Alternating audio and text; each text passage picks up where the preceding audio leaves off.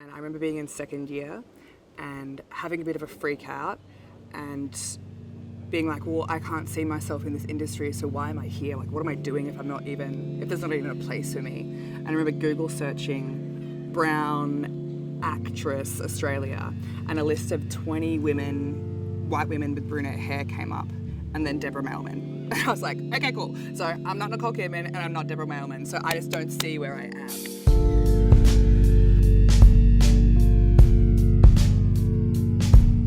When I first entered it over 10 years ago now, felt like a powerless kind of struggle. And I think as a young person, I didn't really know much about any change that I could affect, or if there was anything I could do to stand up in my own power, insist on, say, better pay or to be treated equally. I feel like being a woman in this entertainment industry is a bit of a hard one, especially like a trans woman. There's such a narrow view on what they should look like or how they should be or dance. So being that in the industry you have to come with a lot of strength, I think, and a lot of, I would just say, resilience again. Like, you need to just keep going and keep making sure that you're on top of your shit and you're ready for knockdowns.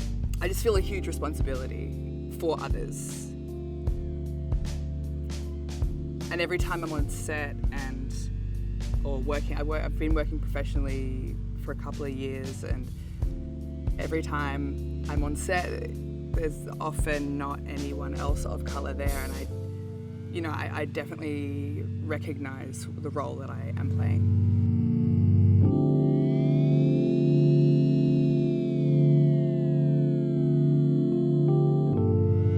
So a defining moment where I had to stand up for who I am, this kind of comes in two parts for me. It has a beginning and an end. So it began in a space a couple of years ago where I was newly single and I was really having sex with men to validate a small part of myself, a small hole in my heart that needed to be told that I was pretty and that I was worth something and valid. And I filled that by having sex with a bunch of men. And I remember at one point after a Tinder date where I slept with this guy, and it was just the blurst. And I remember my friend said to me as I was crying in his room, what am I doing? He was like, if you're gonna be a big empowered woman who can sleep with whoever she wants, you need to be a big empowered woman who can say no at every point along the process. And that was a huge piece of information for me at that time.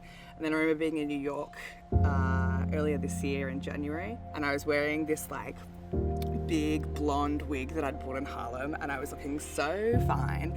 And I walked in a club with some girl from a hostel, and all of these men were pouring at me, grabbing my waist, grinding on me, going in to kiss me. And I remember just being get away from me. And it was that point that it was the end of that thought. I got to a point where I was I don't need men to validate me anymore. I don't want that. If I didn't say yes, then the answer's no, get away from me. I think that as each day passes and the more work I do in this industry, I think there's a lot of things there to protect us, a lot of protocols, but in the end it's just words. So really it's about all women coming together to stand strong and not accept work that compromises who they are, their safety, or their belief systems. I feel like experiences like that, they give you clarity. Experiences like that give you clarity on who you are. And I think that self-expression is the expression of the self. So having any sort of clarity about where you are in yourself is useful for how you express yourself. And I think also just knowing that there is enough. There's an abundance of work, the right work will come to you, and that just comes with, I guess, age and trust and knowing yourself more, and I guess learning from hard mistakes where you don't want to feel a certain way after doing a shoot.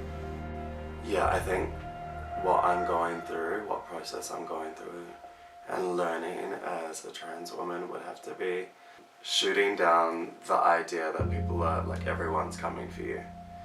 Everyone's constantly thinking of me as different, because it's not the case.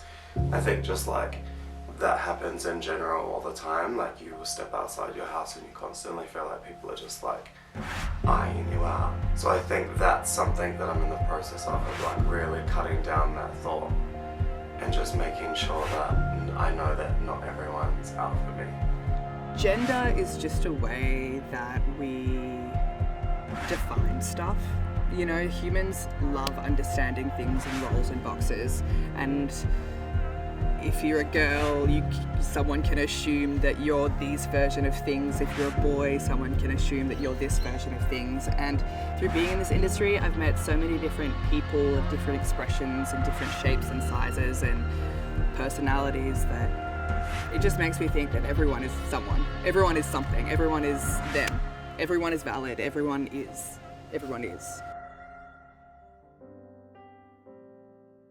I think just knowing that other people's opinions really don't matter.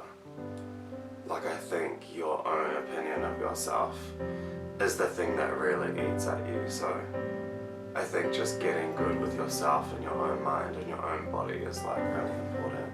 And I don't think I've got there yet, but I think I'm on that journey and I'm learning, you know. But I think that's just super important, especially as a trans woman, because you're not comfortable with your body. You don't feel like you're in the right body. So I think when it comes to like you and your personality and your soul, it's like you have to really get right with it. I would say surround yourself with things that make you happy.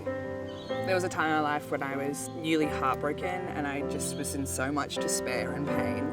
And I remember a really conscious effort in my brain to be like, I'm gonna make me happy. That's what I'm gonna do. And I found that that is the way kind of that I live now. I live to satisfy myself because I find if I'm not full and satisfied, then I have nothing else to give to other people. So some people frame it as selfish, but I think selfish gets a bad rap sometimes. It's not about taking from others, it's about filling yourself first so you can give. I think what I want people to feel or see or gain from my art or my work is that sense of you are enough and you can affect change. And, you know, I mean, art is really a mirror to society and all of that, and showcasing maybe different worlds that people haven't seen. So if you can walk away with a fresh perspective, albeit, you know, on something that you know a little or a lot about, then that's it. Just being changed, being affected. That's the ultimate goal. I healed the past